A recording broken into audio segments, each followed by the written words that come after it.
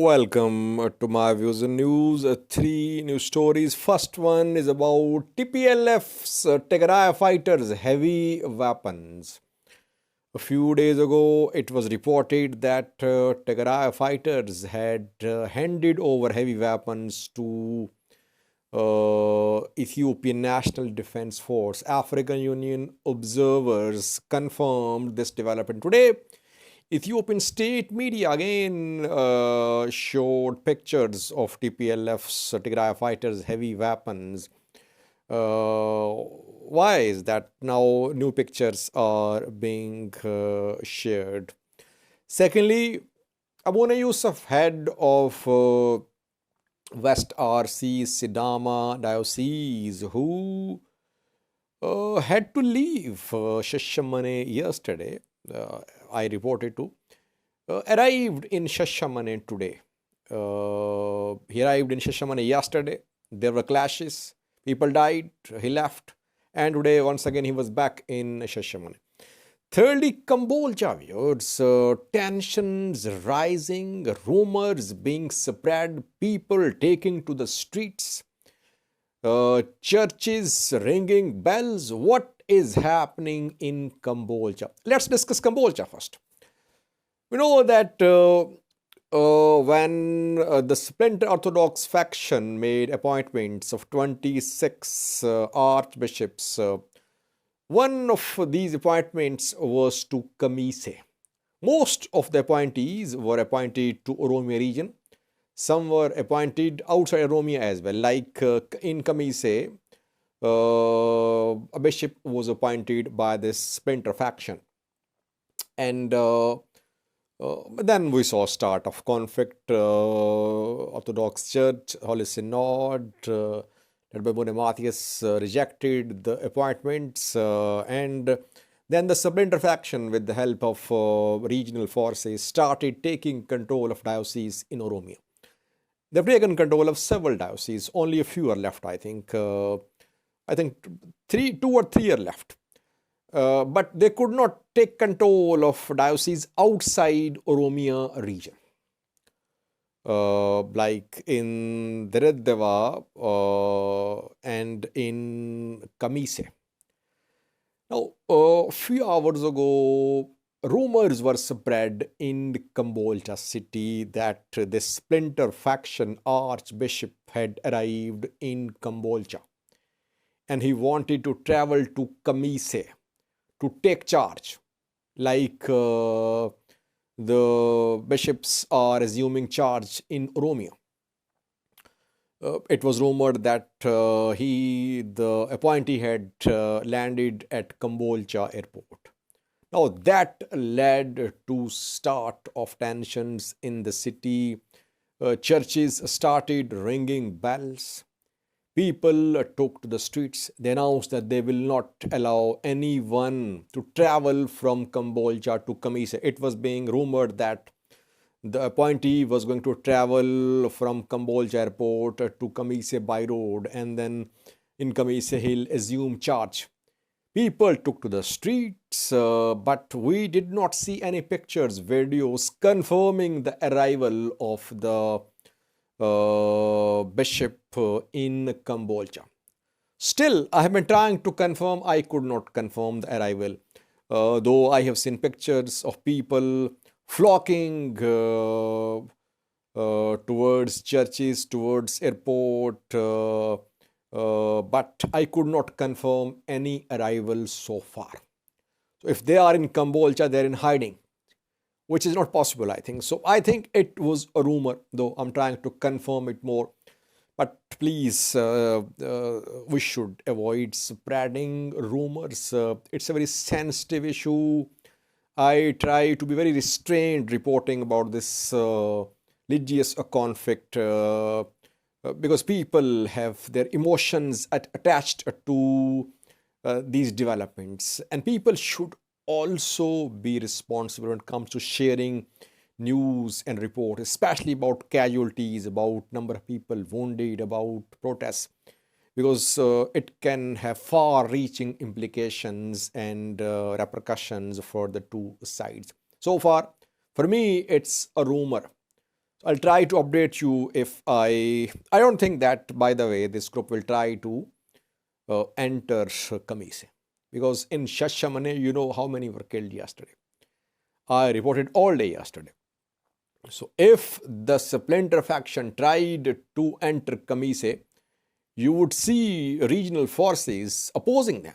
So I don't think that this group would even imagine taking control of churches in Kamise. So I think personally it was a rumor.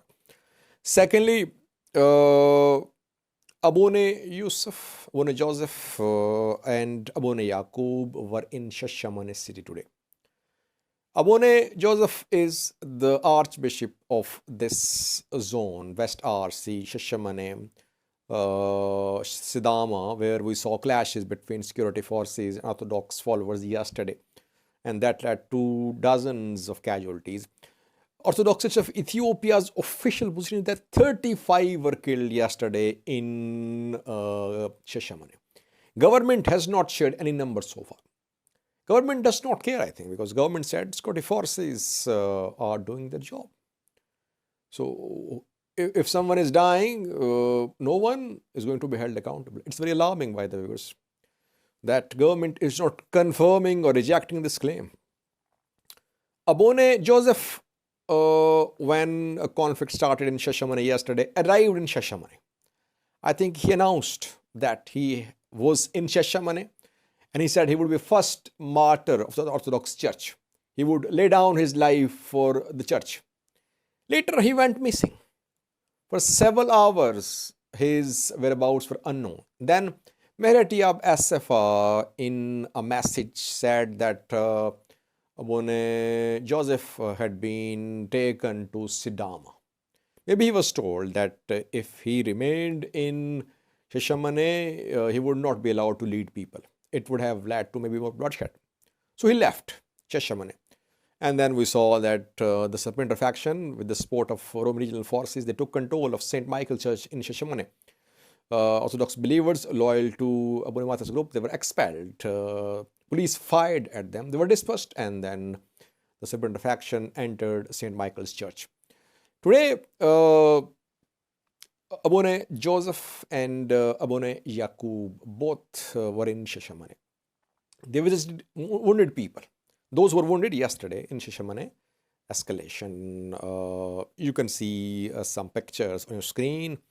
Abune Joseph and Abune Yaqub can be seen visiting wounded who were wounded in Shashamene yesterday. And I reported in a previous video today that a phone call of Abune Joseph is being shared, that he was heard asking people to defend the church, and it is being alleged that he provoked the people to take on security forces. Thirdly, viewers, TPLF surrendered heavy weapons. Tigray fighters surrendered heavy weapons. Tigray government surrendered heavy weapons a few days ago. African Union's observers confirmed that TPLF-led Tigray government had handed over heavy weapons, and the weapons were shown in Agula.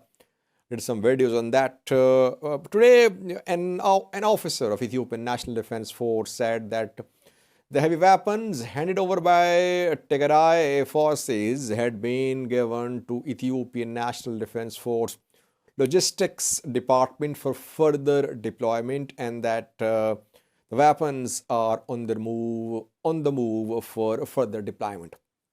Lieutenant Colonel Alime Tadale is the name of Ethiopian National Defense Force officer who today reported that the heavy weapons, which you can see on your screen, the pictures, are on their way for further deployment.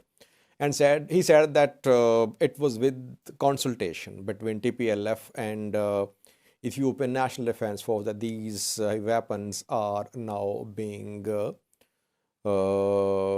deployed to defend units. So it means that ENDF has taken charge.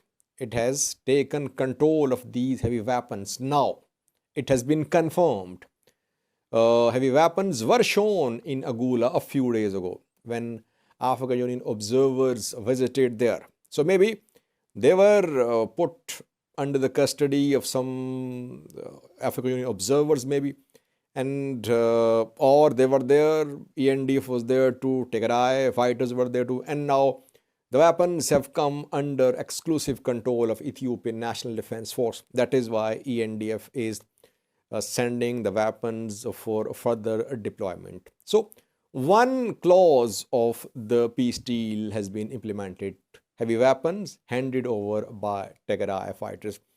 And we have seen that withdrawal of forces from Tigray, this clause has been implemented partially you can say, because confirmation is awaited from African Union observers. They have confirmed this implementation of the clause about heavy weapons hence surrender by Tigray side, but they have not confirmed so far that non-ENDF Amhara Eritrean forces have left Tigray. So that clause regarding withdrawal of forces from Tigray, its status is unclear, waiting for some statement from African Union observers who are mysteriously silent. I don't know why they're taking so long to report about this withdrawal clause. Thank you for watching.